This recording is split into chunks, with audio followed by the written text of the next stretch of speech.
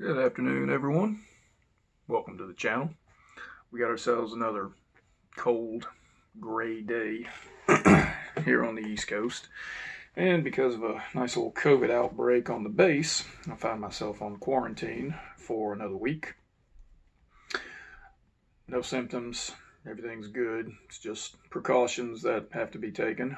And starting to feel kind of like Jack Torrance at the Overlook Hotel. But thankfully I've got this to do and plenty of other activities. I know the videos have been coming out very randomly and without much of a time frame. They're just coming out as I get the motivation for it. One of the more requested topics that I've had in the comments and private messages has been to talk about corruption at TDCJ. Now, this may come as a shock, okay? You would think that all the highly skilled, well-educated individuals that the Texas Department of Criminal Justice does employ and ranks up into the ranking supervisory positions would be of the most utmost moral character and come to work every day ready to accomplish the TDCJ mission statement, and I can't anymore. I'm sorry. No. Yeah, it's one of those, where to even start? I know where I'm going to start, but it's tough, especially for new corrections officers that are getting ready to hire on with this agency because they need a steady paycheck, they need a career. I'm sorry to say, corruption is going to be a part of your everyday job. You're going to deal with it from the supervisors, you're going to deal with it from your fellow COs. It's just there. It's not going to come, speaking of it like it's a physical entity. It's not. It's not something that's going to come up, slap you in the face and say, "Hi, I'm here," but it's going to be around. You may not even realize it, and it may take a little while to realize that it is taking place, but I promise you it's there. Today's story is going to be a perfect example of it actually taking place, and there's very little that can be done about it. I'm kind of saying it with a bit of a defeated attitude, but that was how I felt after this particular incident. It was tough. The video that I did, the last video, was about Christmas Day TDCJ, and one of the topics I covered was about bets and gambling that all the guys would do. Okay. The very next day that I went to work, I was working in D-Pod. D-Pod Delta was a pretty we called it difficult Delta. It was a difficult pod to manage. It had a lot of, I don't know about right now, but at the time it had a lot of Hispanic security threat group, aka gang members in, that had to be separated, and they could just make life extremely difficult for anybody coming in trying to do their job. Well, I had gone home that night, the day previous to this, and I'd gone home, had Christmas with my family. We had our Christmas bowl, all that. Woke up the next day, time to go back to work. Not in a very festive kind of feeling. It was cold. I remember it quite well because it was cold. It had been raining for a couple of days nonstop, as is pretty typical on the Gulf Coast there. When it rains, it doesn't drizzle. It freaking dumps. And that's how the day was. So I'm wet going into work. Okay, just mood's miserable. I go in the ODR to get some food.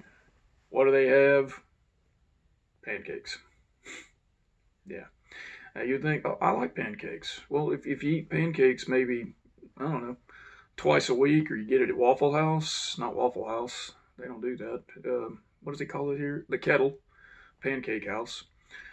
Yeah, they're good. But when they become a part of your daily routine, it gets pretty monotonous. And that's how this was. And why did they have pancakes so much? Because the fucking kitchen workers would steal the eggs, sell them, keep them for themselves. Did the food service manager do anything about it? No. Did they know about it? Yeah. Yeah. Pretty. All right. Getting off topic. Sorry. Getting wound up. So this particular day, I'm working in D-Pod. All right.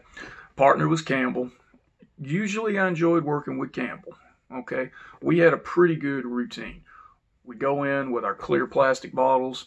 We'd fill it up full of water. We'd make our round. When we got done with our round, we'd chug the bottle.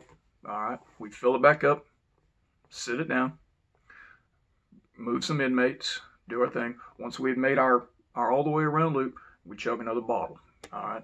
That was our way to stay hydrated. You would sweat all the fucking time in SIG. Wore them. Grab my shirt like you can see. We wore those stab vests. They're a lot heavier than police body armor. Okay. They're not designed to stop a bullet. They're designed to stop a piercing object, an ice pick. All right.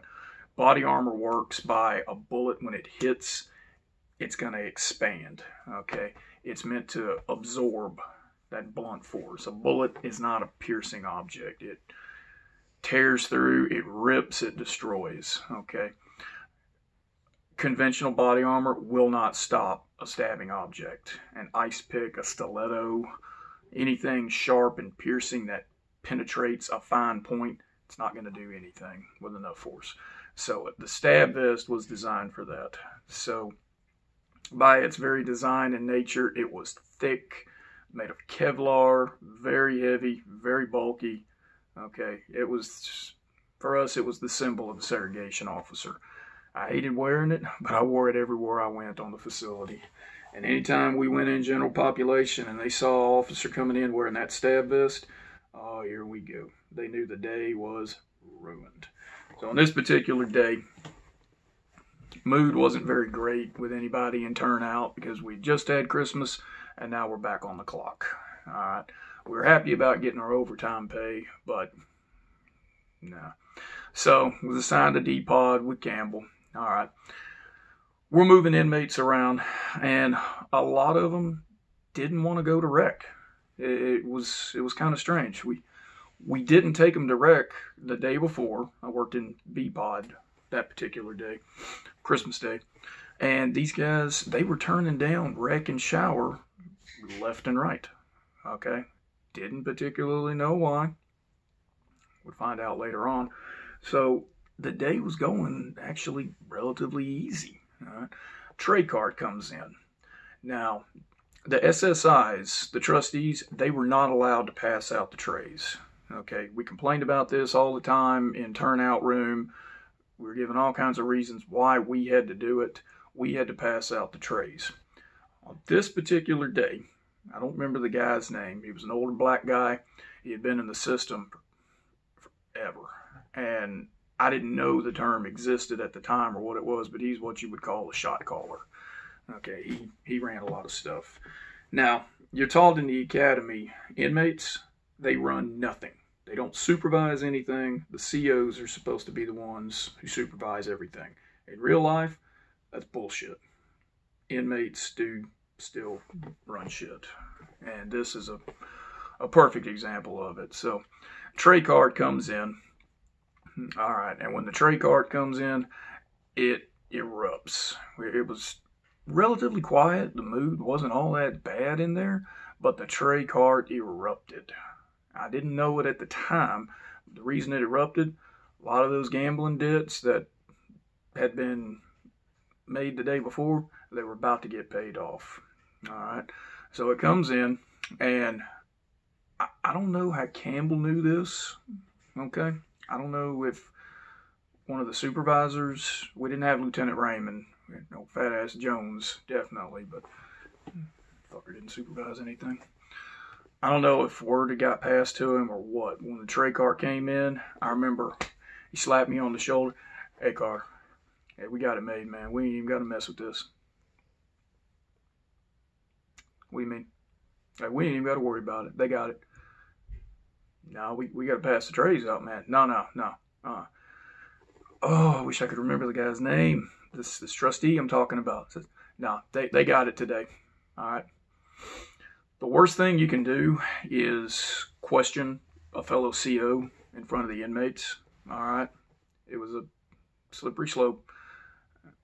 I was in a bad mood. I was like, whatever, man. Cool. So we go over to the tray cart, and the SSIs have already opened it up, which they weren't supposed to do, and they're looking through the trays, and they're looking through the numbers and everything, okay?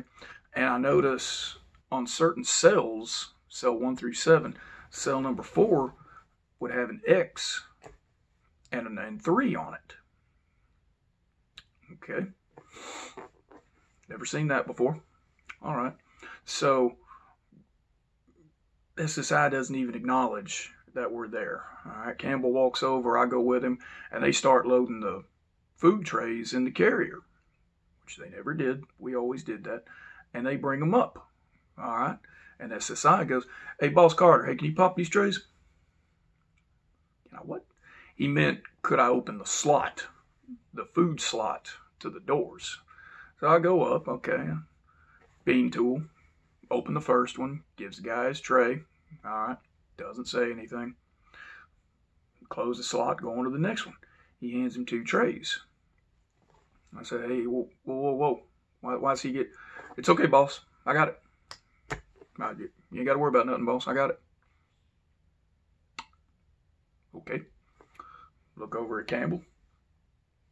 Campbell winks at me. All right. Close the slot. Move on to the next one. Cell number 4, they got 3 trays. Cell 3, he didn't get a tray. Passed right by it. We get all the way down to the tier, and 5, 6, and 7, they didn't get trays. We didn't even go down there. We go back down to the cart, load up more trays, go up to the second tier. Same thing happens. By that point, I had tuned out. I was like, okay, whatever, man. We're all on camera. If this comes down, we're probably fucking fired. But I knew at that point I wasn't sticking around with TDCJ, so I didn't care. And passes out the trays to the ones who were supposed to get them. Other doors, they weren't getting their trays. Normally, if you passed up a door, for instance, if I went to serve a tray to a guy at the door, I tell him go sit down on his bunk. If he didn't do it, I'd move on to the next one. As soon as I did, here comes old silverback gorilla. Man, he beating, banging, and hollering. You'd think there's 5 guys in that cell with the noise that would come out from it. Eventually, he'd sit his ass down, and I'd get the tray over to him. All right. This particular day, they ain't doing it. All right. We go on through the whole thing. Passed out all the trays. I'd say a good third didn't get any kind of food. No beverages, no food. All trays went into that. And by the end of it, I'm going, what the fuck is going on? Man, we're about to get fired for this shit. All right. We get done passing it. And by the time we're done, once you got done, you went all the way back around. And we had a garbage can on its rolling wheels. And we roll that thing around. We pop the slots. Inmate throw the tray out, slopping the trays. All right. SSIs are doing that for us. The only thing they couldn't have was the bean tool. I had to do that. We open up all the slots, get the trays, take them out. SSIs leave with the cart. We go back to doing our rounds. At that point, no other inmate wants to come out for recreation. Okay. Anyone that had asked about it, when we come by to take them out, "I'm good, boss. You can have it." By the 4th one, I knew that something was weird. Okay. Nobody was coming out for it. Back at the picket. All right. At this point, we don't have a whole lot to do. Everyone's already been showered. No one's coming out for rec. Everyone's back in the cells. It's pretty quiet. There's a few little conversations, rumbles and grumbles. That's normal. I look over at Campbell. I say, "Hey, man, this is a weird freaking day." It's like, "Welcome to TDC. What's going on, man? How come so many of them didn't get trays?" I said, "That's their Christmas gift." I said, "What?" He's like, "All those bets and shit that they made yesterday, now they got to pay it back." I went, "Oh." It's like, so we're all on camera. We're not giving trays to everybody. We're supposed to feed everybody here. This shit's all on camera, man. This is gonna come down on us. It's like, "Nah, man, nah. This happens every year." It didn't happen. If it did in 2013, I didn't work 2013. Okay, memories are coming back. I didn't work Christmas 2013. That's why I didn't remember it. Okay. So, man, this happens every year. So is this just going to be today? Or, man, it's going to go on for as long as however many they bet. He's like, tell you what, cell number 3 over there, he might have bet a week's worth of food. He ain't going to get a tray for the whole fucking week.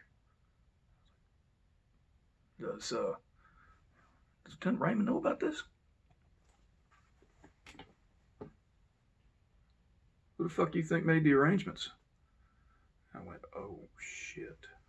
Now, Lieutenant Raymond, he wasn't actually there that day. So, if he did or didn't, I don't know. I wasn't in there. Alright?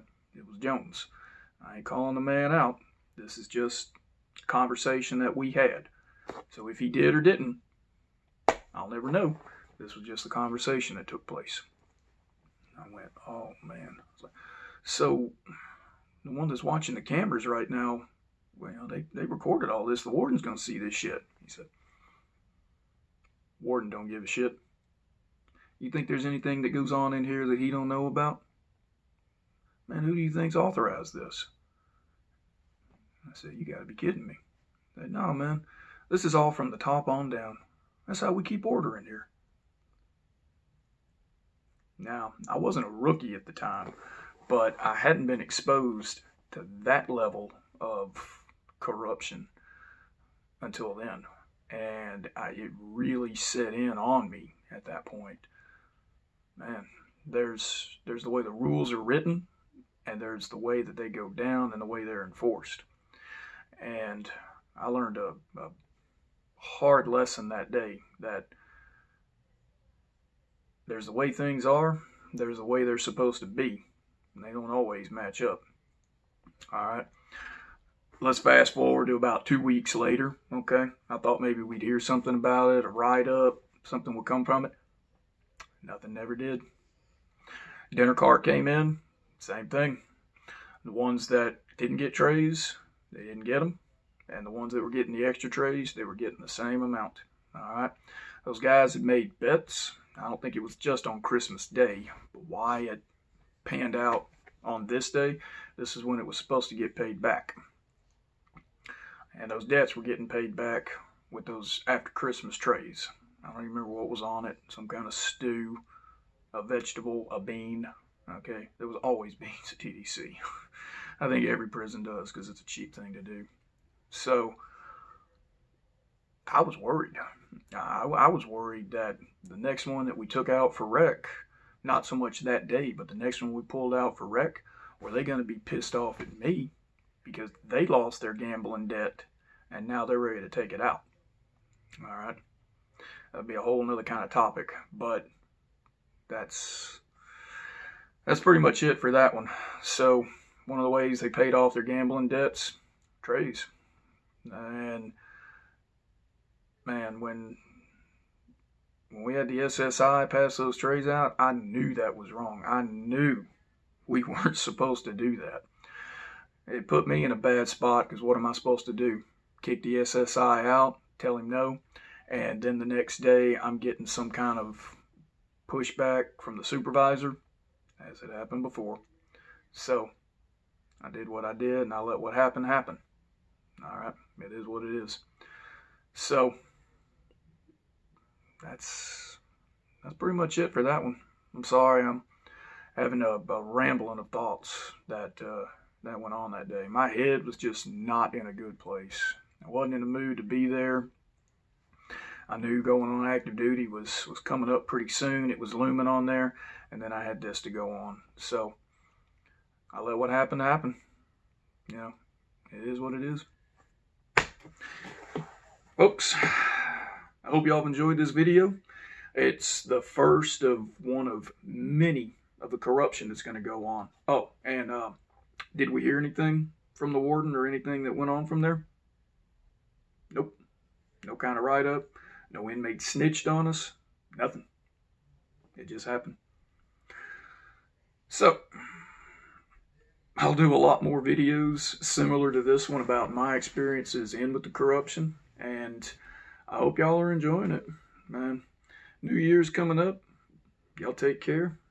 Have a good rest of your day.